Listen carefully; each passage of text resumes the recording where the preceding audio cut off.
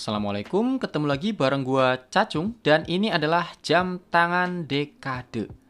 Untuk boxnya pakai box kertas biasa warna hitam polos dan bagian atas ada logo brand. Oke, langsung kita buka aja deh.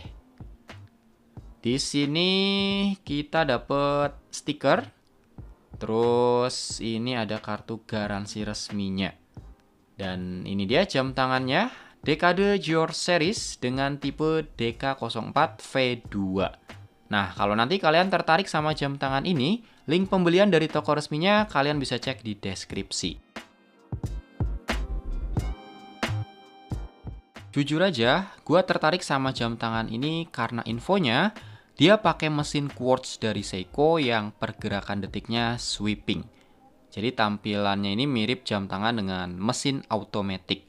Nah, untuk lebih tepatnya lagi, dia pakai mesin dari brand apa dan tipe yang mana, mending sekarang kita bongkar dulu deh.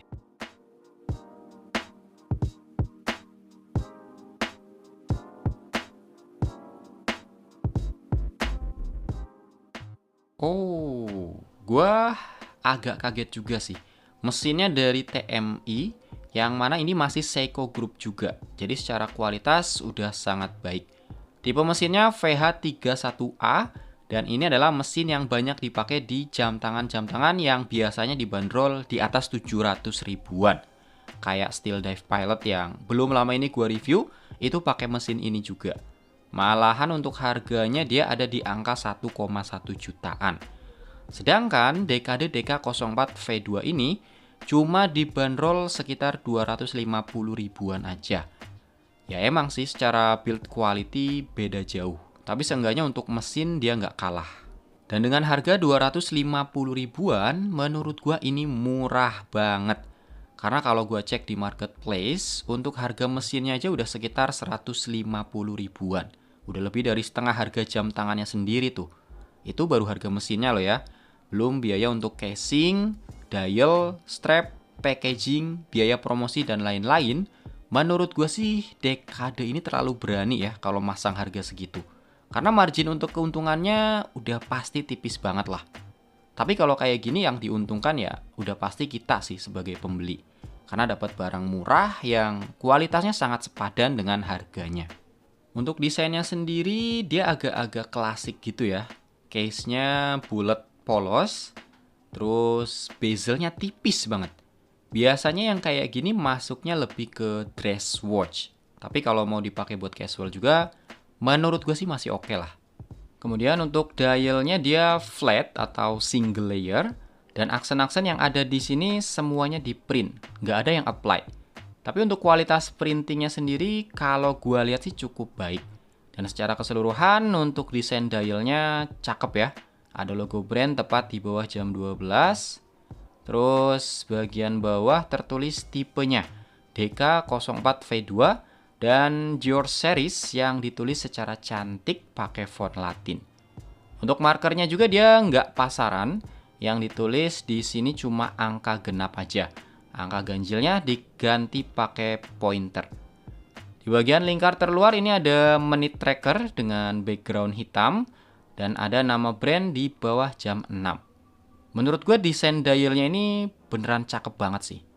Dan untuk hands atau jarum penunjuk ini matching ya, bentuk dan ukurannya bener-bener menyesuaikan dial. Kita bisa lihat jarum detiknya ini bentuk lollipop dan panjangnya pas. Ujung jarumnya tepat berada di second marker. Begitu juga dengan jarum menit, dia tepat berada di atas menit trackernya. Dan di ketiga jarum penunjuknya ini ternyata udah tertanam luminous. Cakep banget. Overall gue suka banget lah sama desain dialnya. Kalau untuk build quality, jujur harga segini sih nggak bisa berharap banyak ya. Material case-nya ini udah pasti alloy dan emang berasa ringkih. Tapi untungnya untuk finishing polish-nya ini dia eksekusinya cukup mulus. Jadi masih enak buat dilihat. Terus bagian crown ada di posisi jam 3. Dan gue suka banget sama crown yang ada logo brandnya kayak gini. Karena ini satu nilai plus juga. Kemudian bagian dial window udah pakai material kaca, bukan akrilik ya. Jadi udah tahan goresan. Cuma lagi-lagi kacanya ini berasa ringkih, kayak tipis gitu. Tapi dia kelihatan jernih sih. Lanjut bagian strap, kebetulan gue beli yang varian leather. Ini kulit sintetis ya, atau bisa juga disebut kaleb. Untuk bagian atasnya bertekstur kulit jeruk, kalau bagian bawahnya polos. Teksturnya kerasa lembut dan empuk. Dia jahitannya cuma ada di bagian atas saja, deket lug. Kalau bagian yang lain cuma mengandalkan lem. Kalau saran gue sih, strap leather kayak gini mending sebisa mungkin jangan sampai kena air, biar lebih awet. Terus untuk holder ini dapat 2, dan buckle-nya gue suka juga nih. Selain desainnya kekar dan matching sama case, di sini juga udah ditambahkan logo brand. Oke, lanjut untuk bagian case back, materialnya stainless. Di sini ada logo brand, ada info water resist 3 ATM. Artinya jam tangan ini udah cukup aman kalau cuma kena percikan air aja. Dan belum disarankan buat dibawa berenang. Untuk tipe case back-nya sendiri model snap off. Dan cara bukanya di awal video tadi udah gue praktekin ya. Sekarang untuk ukuran diameternya cukup ideal, 39 mm, ketebalannya 9 mm, lebar lug atau strapnya 20 mm, dan lug to lugnya 47 mm. Kalau dipakai di tangan gua yang lingkarnya nggak lebih dari 16 cm ini, menurut gua sih masih cukup ideal. Dan karena lebar tangan gua 48 mm, sedangkan lug to lug jamnya 47 mm, jadi jam tangan ini pas-pasan banget di tangan gua, guys.